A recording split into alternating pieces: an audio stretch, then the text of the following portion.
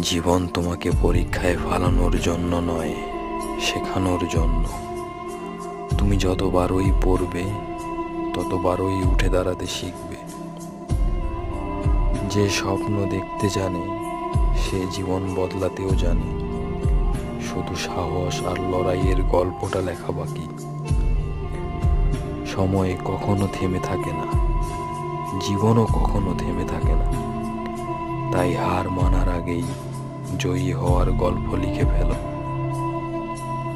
আকাশ যদি সীমা হতো তবে পাখিরা কখনো উড়তে শিখতো না। তাই নিজের ভিতরে সীমাবদ্ধতাকে ভেঙে দাও। জীবন হলো নদীর মতো, যত বাধাই আসুক ঠিকই পথ পাড়ি দিয়ে সাগরে গিয়ে মিশে যাবে।